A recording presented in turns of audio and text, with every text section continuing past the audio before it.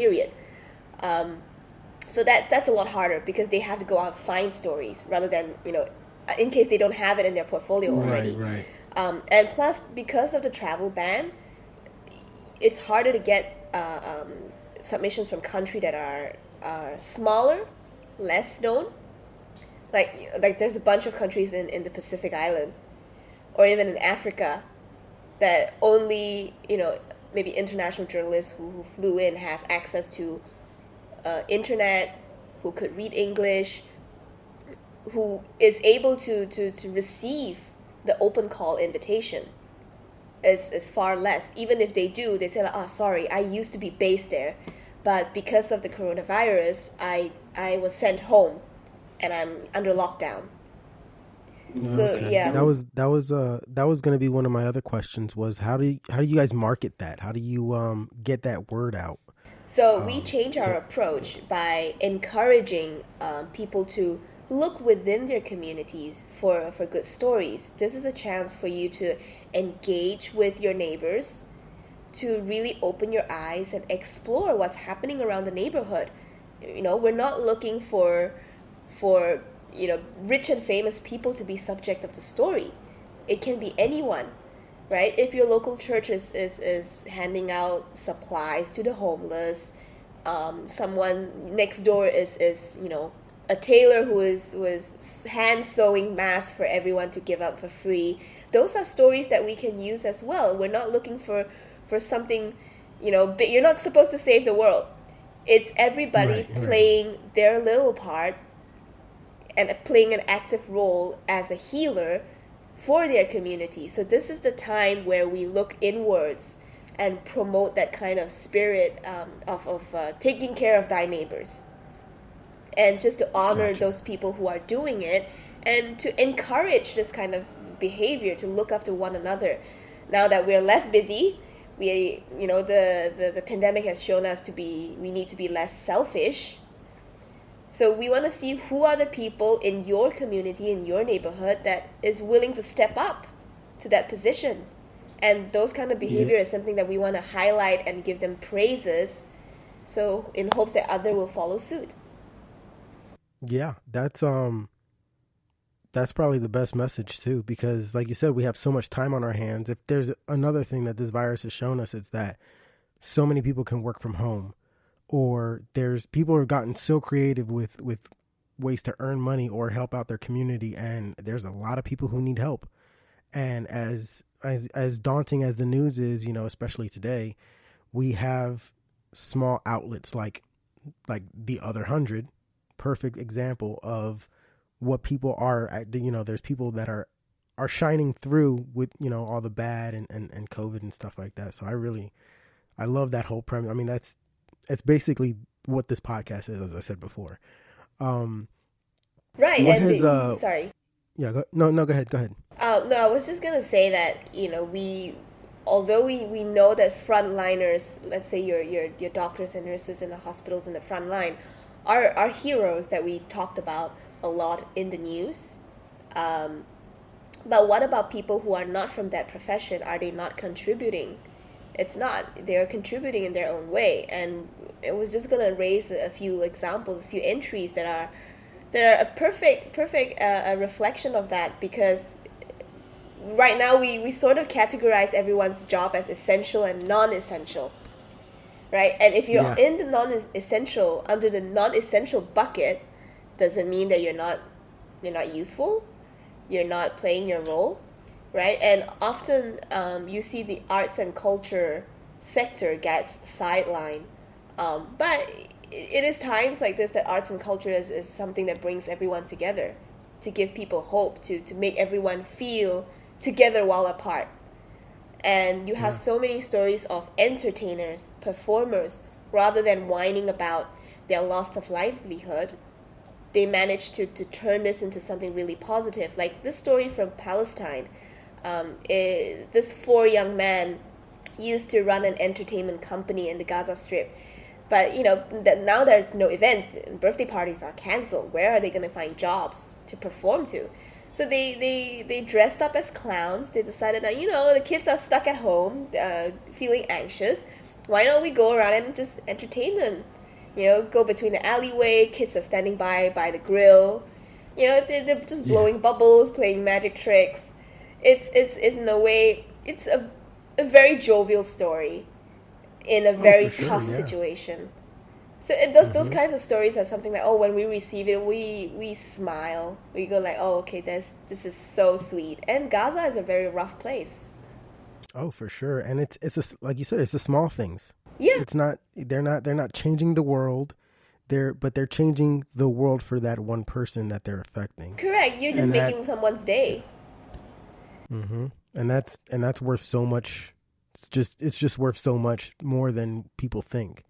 Like you said, that you have people that are innovators who are really trying to make a huge impact on the world, but sometimes we can only control what we can control. That's right. And if you do that in your community, it's only going to make everybody's lives around you that much better. Yeah, yeah. And So, it's not that just because you don't have the resources, or you think that you don't have the technical knowledge to contribute, you'll be surprised. So long as you're willing to do something, you can get really creative. Like this lady from Afghanistan who used to run a little food stall, and because everyone is not coming out, so it's not much point selling food anymore. So she turned her little cart into a hand washing station, a mobile hand washing station, to go nice. to neighborhoods that are lacking in resources, to teach them, oh, you need to wash your hands. Here's the disinfectant if you don't have it at home, because those are really poor neighborhoods. And she is this. Who is she? She is not a doctor. She's not a nurse. She's not some billionaire who has a lot of money to give. But this is something that she wants to contribute. Turning her food stall, which used to be her livelihood, into something that serves the community. And that alone is really moving.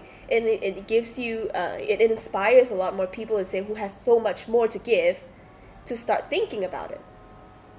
Especially in spaces that lack those resources, those Correct. heavily needed resources, because those are the people who need it the most. Mm-hmm. That's great. What do you've been sharing, some of the greatest stories. What do you have a favorite? Do you have a favorite, like, submission that you've seen, or I think the clown one is collectively what our team's favorite. There was another one. That one is it's very sad, but there's a lot of hope and admiration we have for the subject of the story. This is in Peru. There's a couple. One of them is a university professor, and the other one, I think it's a taxi driver. So in Peru, the yeah, I've death heard that one. toll is insane.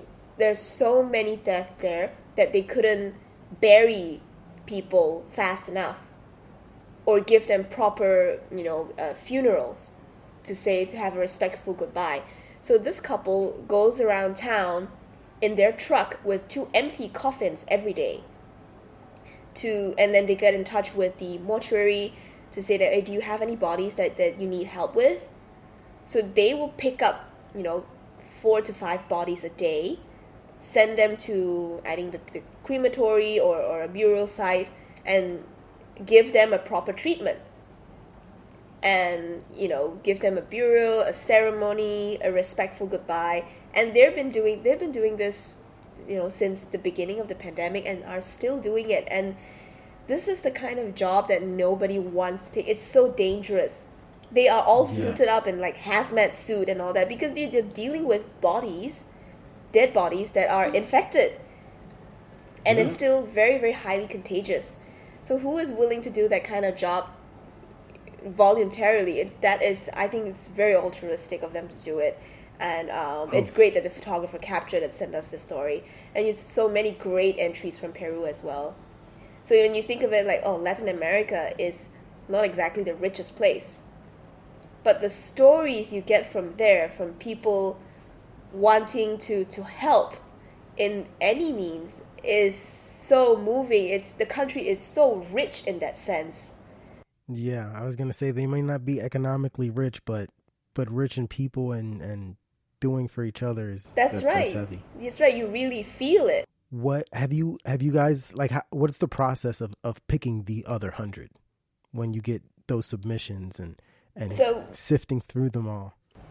Um, the criteria are pretty simple. We are looking for stories about heroes, not victims. It's very easy to find victims on mainstream media anyway, Oh yeah, right? every day. Who is suffering, Pe- who pe- is not to say those are not valid concerns. It's just that they already have an outlet for those kind of stories. So we want to talk about heroes, so long as it fits the theme, and the story is good, the pictures are good, and it makes an impact. It represents the spirit of that nation in such a positive way. Yeah, those stories generally will get picked. And because this edition is unlike the last three, which was being collected and made into a coffee table book, we can only have 100 stories in it. This time we're going digital. Although you have top 100 winners, but it doesn't mean that we can't display everyone's work. Right. Okay. That was where I was going with that one. Okay. Nice. Yeah, and we this time we are the challenge we set for ourselves is to get 100 stories from 100 countries, which is actually a lot harder than you think. That although It sounds there is hard. 190 plus countries out there, but not every country you can reach. Reaching 100 is already quite tough, and making sure that the stories fit the requirements. So we need a lot more this time. Yeah, especially with just the lack of some places are super remote and they don't have the, like you said, they don't get that call Mm. where they can submit those things, and I can see how difficult that can be. Yeah, Is there and no, go ahead. it's very strange that not strange, but it's not what we expected. That the bulk of countries that we didn't get submission from is actually from the West, because if you think of it, that's the epicenter. You Yeah. have Italy, even the U.S. is suffering as well. So maybe the lockdown rules in the West are somewhat stricter, or photographers don't have time to deal with nonprofit projects like us. So we actually don't have submissions from places like Germany, like a couple from the Netherlands. We don't have any. Yeah, it's really strange. Even from the States, we have one. Wow.